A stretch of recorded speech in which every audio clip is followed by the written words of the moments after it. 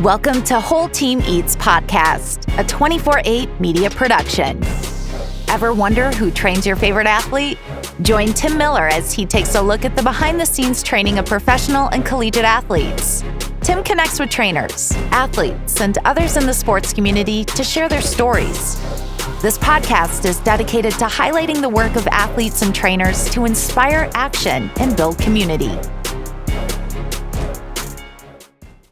What's up, everyone? Welcome to an all-new episode of Whole Team Eats Podcast. This is Season 3, Episode 3. I'm your host, Tim Miller, and on this show, I sit down with Christian Van Buren, professional performance specialist at Exos Sports.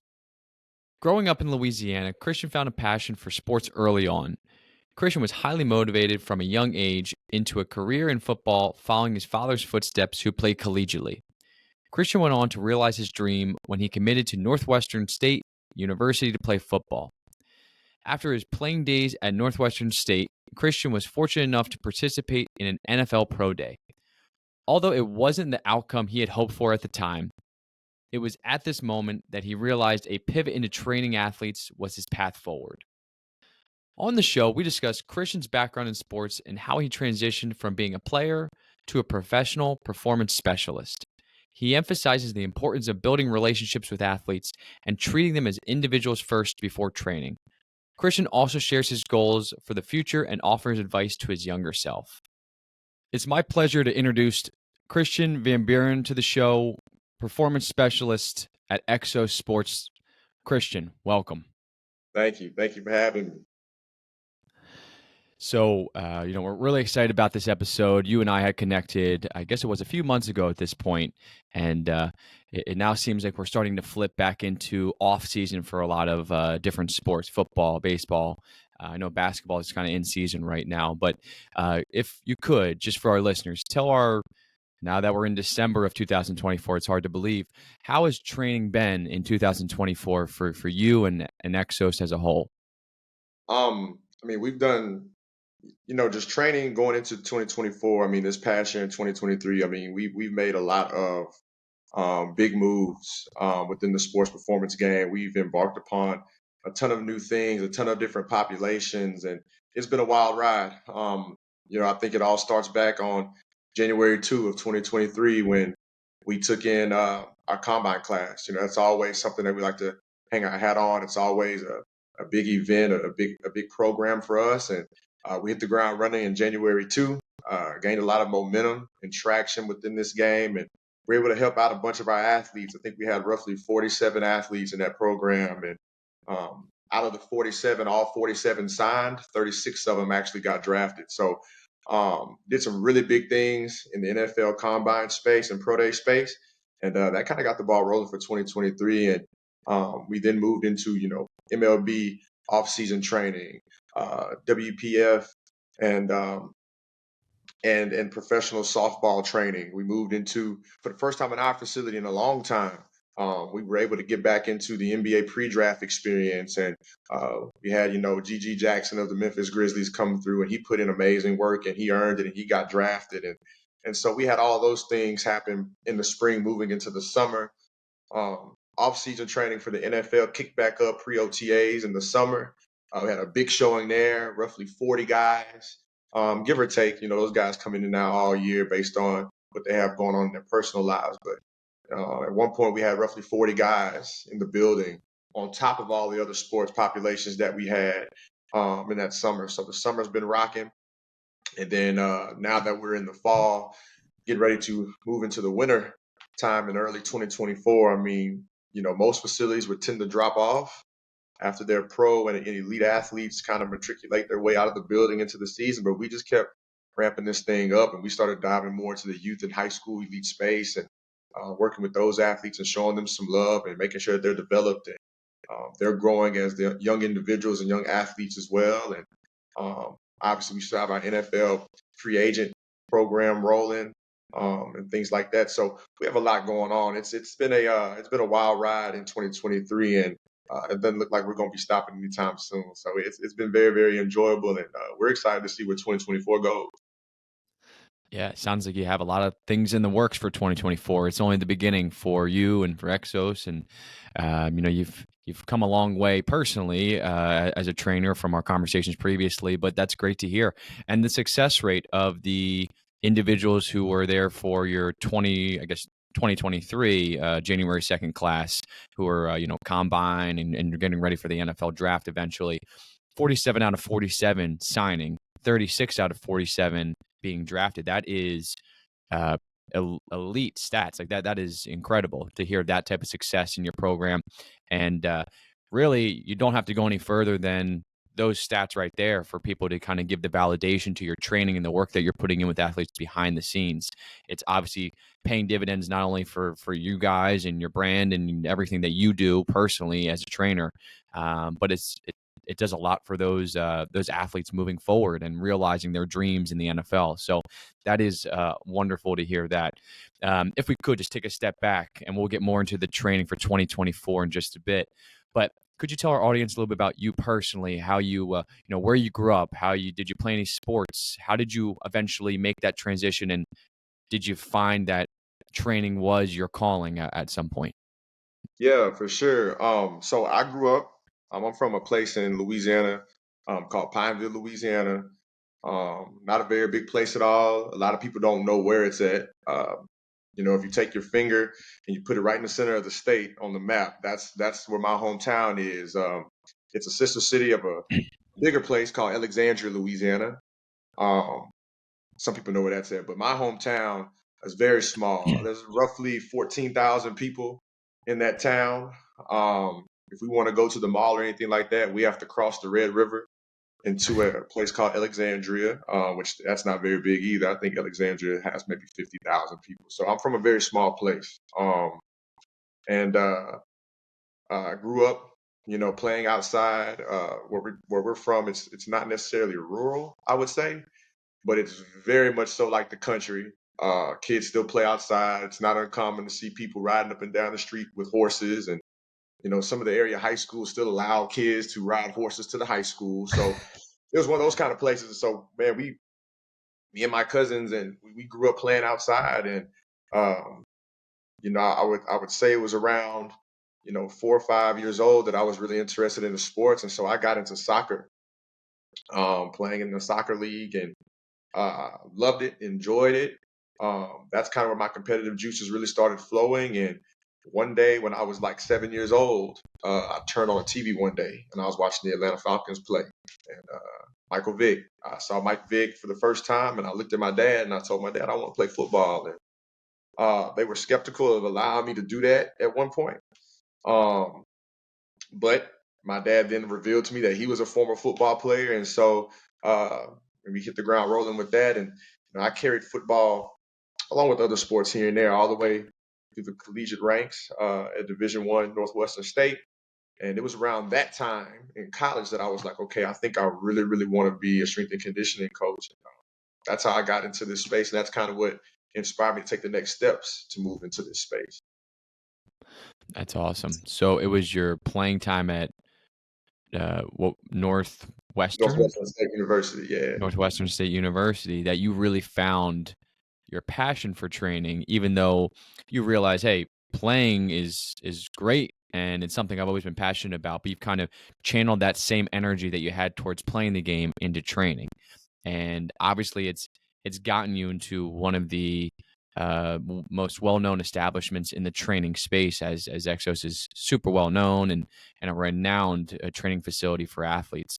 But how did you say, okay, I want to start training and then get to where you are today? Can you tell us a little bit about that progression? So it was kind of abrupt for me. Just to backtrack slightly, I wanted to be a physical therapist at first when I got into college. So I remember telling the head coach at Northwestern at the time, Jake Thomas, coach, I want to major in, pre-physical therapy, and if football doesn't work out, I want to be a physical therapist because I want to be, married to this game for as long as I can. And it was when I first walked into the weight room as a freshman, I met Joey Garaccio. He was my first collegiate strength coach, and man, we hit it off very, very fast. And it was through him that I was kind of like, okay, I think I want to be a strength and conditioning coach. I don't really know what that all entails, but Coach Joey's cool. I love him. And the way he makes me feel, I want others to feel that way when it comes to our relationship. So um, that's kind of what kind of got the ball rolling to flip into strength and conditioning. And then just more talking with him and picking his brain and then starting to learn about Tommy Moffitt and him showing me videos of Tommy Moffitt at LSU and how they train. That's when I was like, okay, I want to be a strength and conditioning coach. And so, I had that on my mind in college, but like any other college athlete, what comes after football, you don't really think about it until it happens. And so that day for me was, uh, I would say May 26th of 2018. I entered the NFL draft and I was training in Baton Rouge, Louisiana with Mo Wells and Ryan Clark. And, those guys were good to me. And it further inspired me to consider being a strength and conditioning coach after football. But I didn't know it was going to happen so fast. And so it was May 6th. I was at a workout in Houston and I didn't get signed. And I remember sitting in the back of the vehicle with my family and without really verbalizing it, I already made my decision. Like, football is great. I loved it. I've played it for as long as I can, but I'm tired. I'm tired of running behind it. It's time to move on to something else. And May 26, 2018, after Coach Joey, who was my first string coach in college, he was at Colorado State at this point. He was calling and calling and calling to get me to intern. And I was on the fence, number one, because I didn't have a degree at the time. So interning without my coursework completed was something that I thought was impossible, given the requirements of my university. He kept asking. I just decided, you know what the heck? Like, what's the worst that can happen? I'm just going to get in my car and I'm going to drive to Fort Collins, Colorado, and I'm going to show up and intern. I didn't have a place to stay. I really didn't have much money because I was working at a supplement shop to hold myself over until I decided what I wanted to do next. And I think I might have had maybe $525 in my account. And I took off. And so I drove 17 hours to Fort Collins. And when I showed up, and if he ever sees this is something I'd never told him before, but I was assuming that Coach Joey, when I got to Colorado State, would let me stay with him. And when I got there, he was like, do you have a place to stay? And I was like, no. And he goes, oh, well, maybe you could, maybe you'll find something out here. And that's when I realized, okay, that this is not the kind of time he's on. Like, he's not on the same kind of time as me. And so there was an intern there at the time who was actually headed to West Florida by the name of Jake View, who was like, man, yeah, like, I got this spot that we found. Pull up, you can stay here. So the rent, I think, per month was like $550. And so I was like, perfect, cool. We're gonna make this work somehow, some way. We're gonna make it work.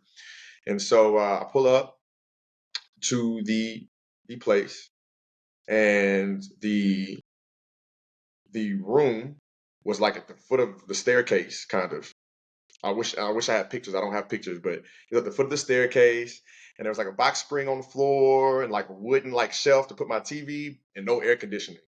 Oh man. And he was like, yeah, man, like, people don't use air conditioning in Fort Collins. It gets too cold. So yeah, this is what it is. And I was like, okay. And so that's where I stayed. And man, I remember telling my dad, like, it's hot, like, cause Colorado gets kind of hot. And so I remember telling my dad, like, it's super, super hot. I have to be very, very frugal financially because we're not making any money. So a lot of the times when I was, eating and things like that, some of my fellow interns would laugh because I was eating on Ritz crackers and trail mix all the time, buying big jugs of orange juice and sipping on that throughout the day. Every once in a while, the players would let me drink their shakes, and things like that. Man, I was just, like they say, I was really just getting it out of the mud. And, but I remember telling my dad, like, I'm gonna make the most of this. This is gonna be the start of something great. And I don't know how it's gonna pay off, but it will one day. So I just kind of stuck it out and kept putting my best foot forward. And boom, within 6 weeks, I got an opportunity to go back to my alma mater. The head man there at the time was Jared Myatt. Love that guy to death. He called me and he was like, man, I heard you're crushing it at Colorado State. When your internship is over there, we want you to come back to Northwestern State. And we want you to be a grad assistant. To which I said, Coach, that's great, but I can't be a grad assistant because I haven't graduated. Like I don't have my undergraduates yet.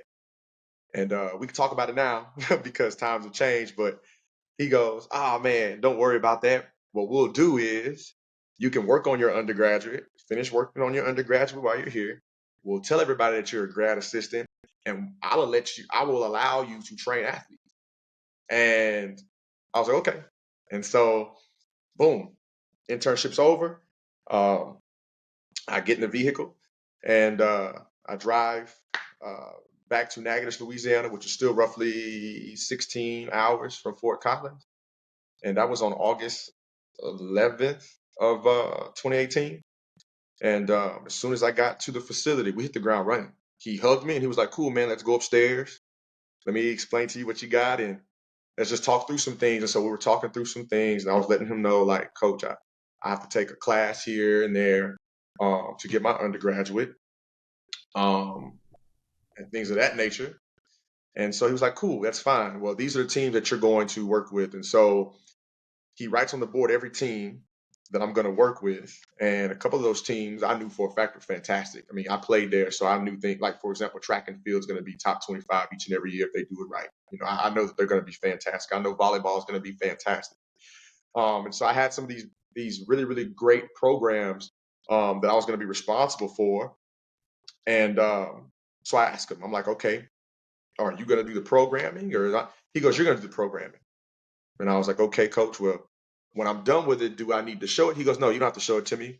That's between you and the coaches. Just crush it, man. Do your thing. And I'm sitting here like, Coach, 2 months ago, I was backpedaling at a professional workout. I don't know anything outside of what I can physically. I don't know anything. And he just kind of threw me in the fire. And so as an undergraduate student, I was essentially a glorified intern. He let me take hold of those programs and things started going on the up and up. Teams started performing a little bit differently. And we started noticing when we would meet with coaches and things like that, people were starting to create personal records for themselves that we had not seen. And, you know, they started putting that into the field or on the surface of play and records started falling and teams started winning championships or athletes started winning personal championships, getting personal accolades that they weren't receiving prior to. And that's when I was kind of like, okay, or maybe, you know, imposter syndrome. You know, I don't know anything. So elite athletes, they just kind of adapt. So clearly, this doesn't have anything to do with me. But it kept happening. The consistency kept happening. And so when I kind of realized, okay, I somewhat have this figured out. The coaches believe in me. The players have bought in. The athletes have bought in. I need to now figure out what I'm going to do to help put money in my pocket now because I'm doing this for free. And I would like to have some flexibility financially. And so in order to do that, I had to pick up a job and, you know, being a coach as well as being a student at the time, trying to get my undergraduates and then eventually work on my master's. The only jobs I could work were jobs with flexible hours. And the one that I could find was a hotel.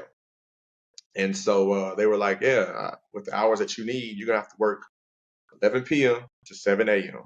And I was like, I don't know how I'm going to do it, but I need the money. So I took the gig. And so while I was finishing up my undergrad and I eventually graduated for a very large portion of my master's program, I was working from 11 p.m. to 7 a.m. And then from 7 a.m. to 7:20ish, that was my drive into the facility. So I get off at 7 and I'm immediately driving to the facility for a 7:30 lift group. And I'm doing that till roughly 11:15ish. And then from 11:15 to roughly 12:15, I had a little break in there to probably run to the cafeteria and get something to eat if I was fast enough. And then I had my own class I had to take. And then I had to help teach a class. And then after that, I had maybe an hour between 2:30 and 3:30 to get my own personal lift because at 3:30 I had to go to track practice with the track team and then quickly make it back over for football practice to help run the pit for the injured guys, to help them reacclimate. And then during that time, I'm having to navigate uh, at which I at what point I need to leave the field to go into the weight room for 4:15ish, so I could train track and field from 4:15 to roughly 6:15. And I train both throwers and sprinters. So sometimes in an 8 rack weight room at the time, I had up to 60 something athletes at once, and I'm by myself, no interns because I am the intern. So Yeah.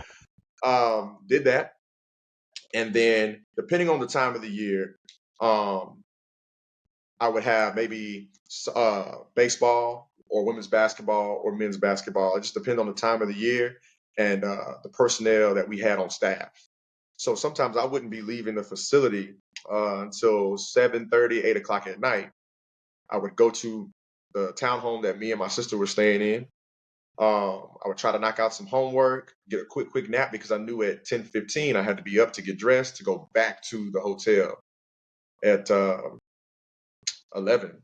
And so I did that for a long time. And one day I just decided, we've done a lot of good things here. I was able to start a pro day program, and all of our guys at not pro day program were tops in their categories during pro day. And that's when I realized, okay, it's time for a new challenge. And so I took a gig in the private sector at D1 Ascension. And that's kind of where all this kind of cultivated itself with Exos. I was at D1 Ascension for almost 3 years. Took that role in the middle of COVID. And so obviously, first 3 months of 2020 on the job, I mean, that was okay. But after that, we had to shut down.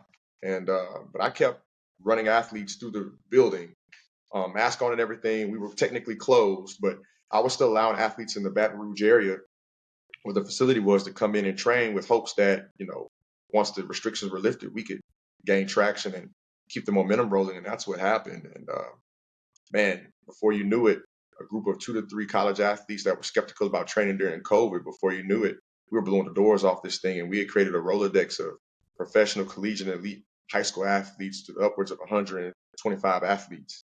And they were consistently rolling in. And so we did that within the first year while COVID was going on. I was named the director there in 2020.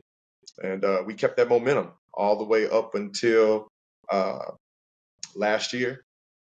The end of the summer of 2022 is when I started realizing, okay, people are kind of taking notice of some of the work that was going on.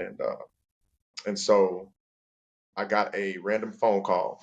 This is how I ended up at Exos. I got a random phone call from Brent Calloway here at Exos. And if anybody knows within the space that we're in, strength and conditioning, especially the private sector space and professional sports, Brent Calloway is one of the GOATs. He's on the Mount Rushmore.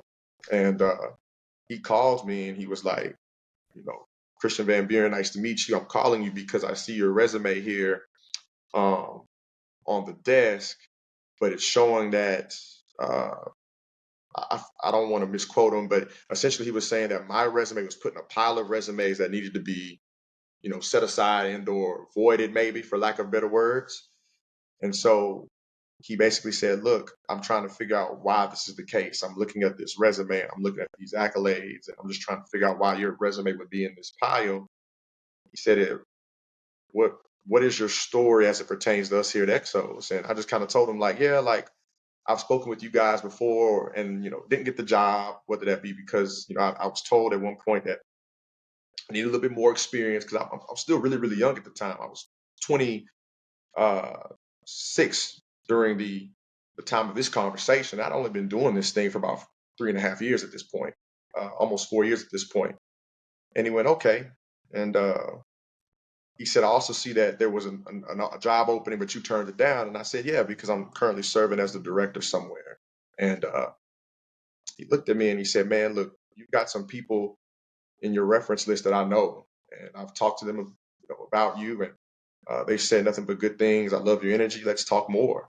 And, we kind of got into a deep conversation. And he told me, man, give me 2 weeks. Let's see what can happen. And one day I was at a high school football game in South Louisiana. He sent me a text, asked me if, I was willing to jump on board. And I almost broke my thumbs trying to text back. I couldn't text back fast enough. And I was like, yeah, man, I would love it. And boom, October 10th of last year, I made the move to Dallas. And that's how I got here. Bet it on myself a ton of times, but it all paid off, man. I'm loving every bit of it. So it's kind of my long-winded way of kind of giving a little idea of my journey here. So. Yeah, it's really is an incredible backstory of where you started and how you kind of navigated all that you've been through to this point in your journey and where you are today. Because a lot of people just see where you currently are and Mm. don't really understand what it took to get there, right? I will say in your backstory, I didn't hear a lot of sleep in there, which is unbelievable how you managed all of that you had going on, whether it was working just to put some money in your pocket at the hotel to training so many different teams and then being able to also teach a class and take your own classes and not only motivate others, but remain motivated yourself at your own goals. So it's really like your job at delineating the two is incredible. How you're able to manage that and manage your time, and it speaks volumes to who you are as a person. You sound extremely uh, organized, well thought out, very detail oriented, and those are qualities that somebody like an Exos are probably looking for in their trainers, right? So your references are talking about how hardworking you are and how dedicated you are, and how the athletes, in essence, are responding to what you've done. And I mean, correct me if I'm wrong, but I would say just hearing your story, it's probably almost a positive that you were kind of thrown right into the fire and said, well, hell, I don't know how to program a training model for these clients or, you know, and you really said, okay, this is going to force me. And I think we're all kind of victims of this sometimes is we want things to be explained to us and told how to do everything. But sometimes you just got to figure it out on your own. And what you'll find is your personal growth from finding out what you're capable of doing things yourself. It's really unlimited, and it's endless is what you can do if you really put your mind to something. So it's really wonderful to hear. Now, as we start to progress, and you're at Exos now, what has that transition been? Being in the private sector, learning from some of the best, and working with professional athletes. We see clips on social media, and I can only speak to I'm one of the many who just watch social media. That's how we got connected. But what is it like working with the Ezekiel Elliott's of the world and other professional athletes? And do you find it hard to kind of manage their expectations or to keep them motivated? And is it extra pressure on you to train those types of athletes? Um, I mean, I would say to your point, like when you're working with those kinds of athletes, like it's definitely high risk at all times. There's also a lot of high reward in it as well. And I don't know, I'm one of those people. I'm a super competitor. Like so, I enjoy the high stakes kind of game that we're in, especially here at Exos, working with the elite of the elite. I would say for me, if I had to consider its difficulty, it's not really all that difficult to me because I welcome it and I enjoy it. And, I enjoy the problem solving aspect. I enjoy, knowing that we must be very, very detail oriented and we have to be perfect every single time. Like I enjoy that kind of pressure. As far as the guys go, it's super, super easy to work with them. I think a lot of times, like you said, on the outside looking in, I think a lot of times we get really, really caught up in how good they are at what they do.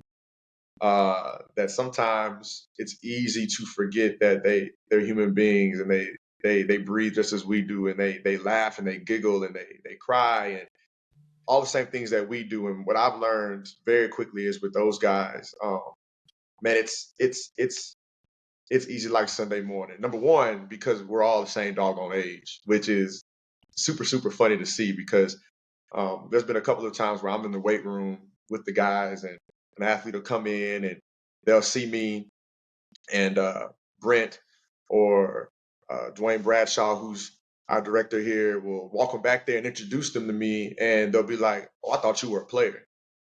So it's super super easy in that regard because it's like being in the room with my brothers and my sisters.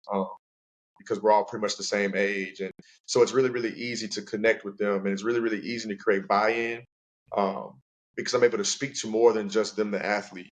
One of my biggest things is I always tell them, and I'm very transparent about my approach with them is I like to meet you guys where you guys are. And I like to come to you as Christian the person, not Christian the coach first, because if I do that, I can get to know who, for example, Zeke is as a person, or the many other athletes that come into the building. I can get to know you as a person. If I can speak to the person, I can speak to your soul. If I can speak to your soul, then anything else that comes after that as it pertains to inspiring or influencing your decision making or your efforts becomes very, very easy, because you know that what I have to say isn't coming from a place of um, superficial measures. It's not one of those things where it's like I'm just talking to the athlete. No, I'm speaking to you, the person. Therefore, you know that what I have to say to you, whether it be giving you some level of advice or some level of critique, it's all love, because I know who you are as a person, and I would never in any way, shape, or form attack you as a person. I love the person, it's because I met the person first, not the athlete. So um, it's super, super easy for me. Part of the reason why I got into the game was to kind of shake it up and to kind of shake up the perception of coaching. Whereas, especially for strength and conditioning coaches, we tend to do away with or try to hide our own humanity, to give off this thought or idea that we're very, very militant and blocked off and can't be spoken to unless we're talking about squats and bench press and toughness and blood and guts. Like I've I've never really gotten down like that. When I was an athlete, like that was cool and it got me excited. But I like to be able to walk into my coach's office as well. And so um, for me, it's been super, super easy for me to work with these athletes. And like I said, from the high stakes to trying to understand personalities at the same time, like I've found it very, very easy. Number one, because of the challenge, but also number two, because I genuinely have a care and concern and want to know these athletes as a person and help them, you know, do what they love for as long as they can, continue to live the life or chase the lifestyle that they want to live, but also put food on the table of their family. So, Yeah, and I think athletes really appreciate that and they feel how genuine you are towards them, and that's why you're able to connect with them.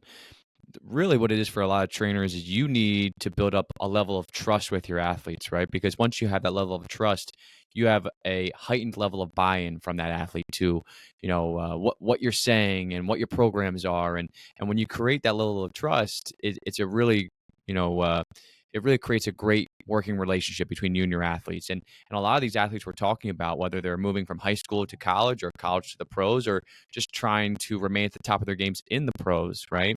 They need to stay at the top of their games. And when they're working with somebody, they're entrusting their most valuable asset, which is mm, their health, recovery from an injury, whatever the case may be. Their bodies and what they put there through. If we just take football, for example, a very rigorous season of 17 games in the regular season plus playoffs, it's a lot, and you need to work on your body not just in season but off season. It's really all year round, and you're trusting people like yourself and the Ezekiel Elliott's of the world and other professional athletes and college athletes are trusting you. So it must mean a lot to you that if they're going to trust you, there has to be some type of relationship where trust is kind of going both ways.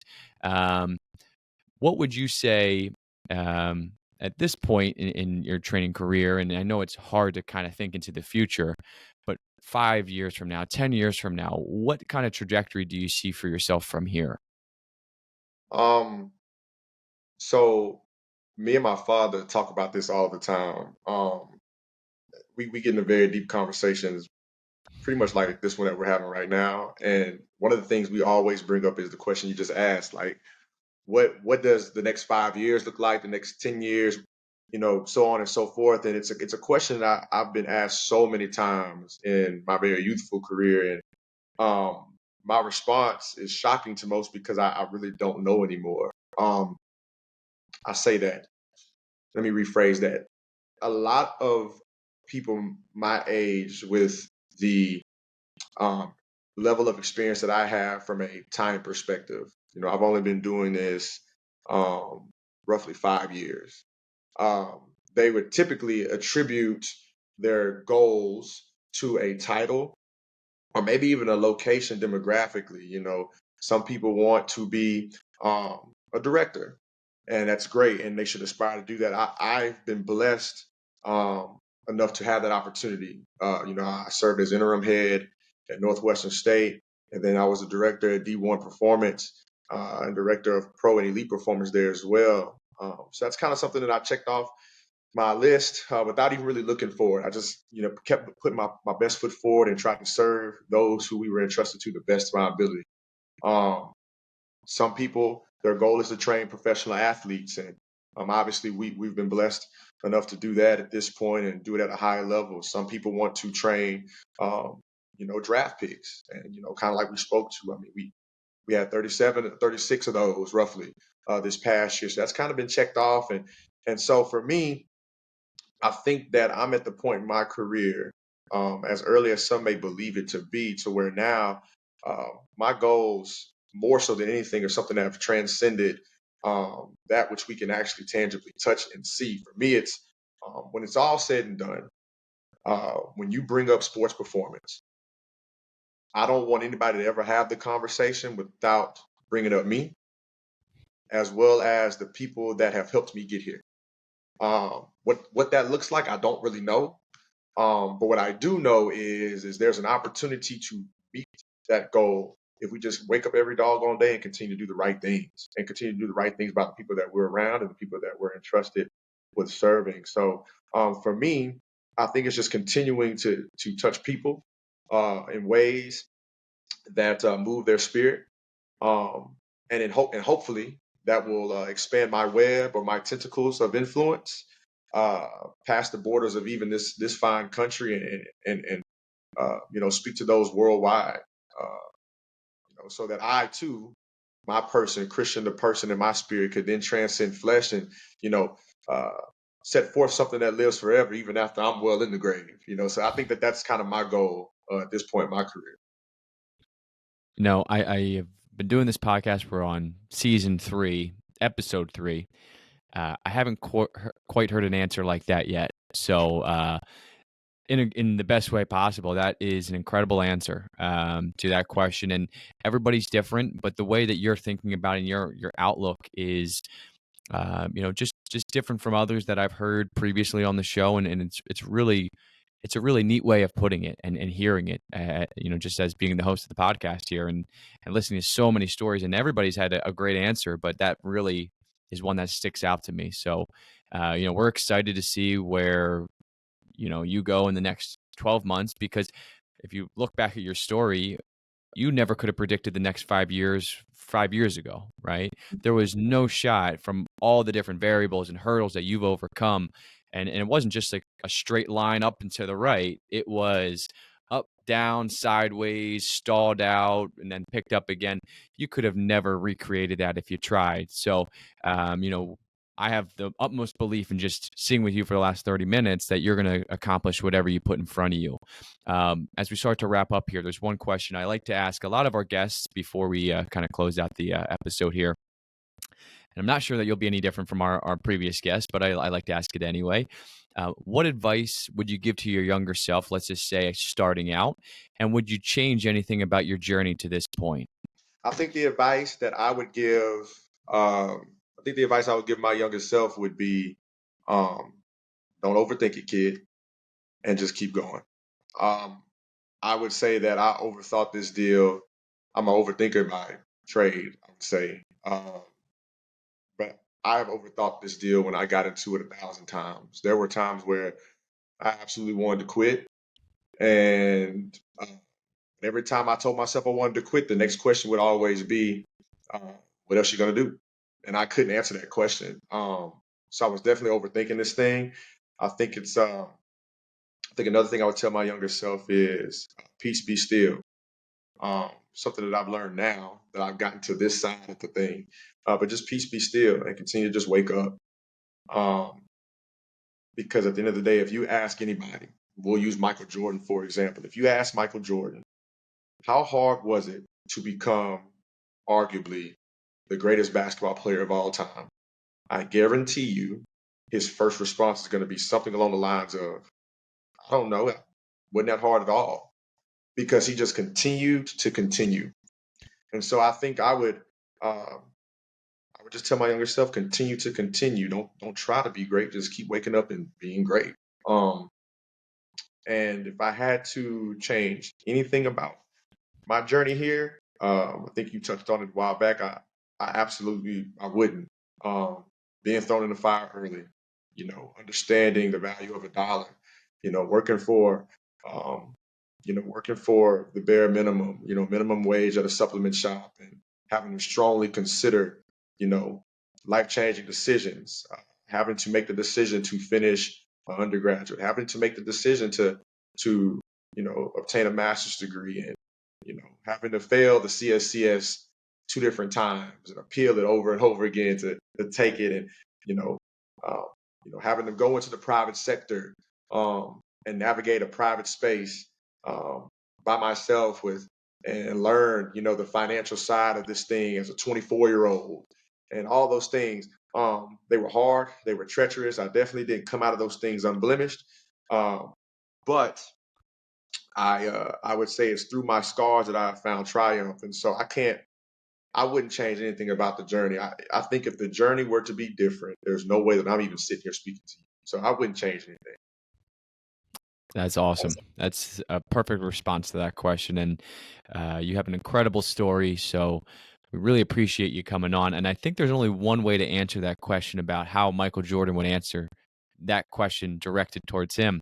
And it's really to get Michael Jordan on this podcast, right? Yes. Is to actually have him on Right. and see what that answer is himself. So, it's people like you that allow us here at 24/8 kind of realize our goals and kind of just tell your stories. Is we've connected with several trainers and hopefully several more from here, but we try to be a platform where trainers can kind of talk about who they are and their background, and sometimes a lot of athletes don't know things about the people who train them that get unveiled here on our podcast. So that's what we're all about, and we love what you do, and you got a great story. So once again, Christian Van Buren, professional performance specialist at Exos Sports. It was great having you on the show, and we'll keep our listeners and audience tuned into where things go from here from you. So thanks again, Christian.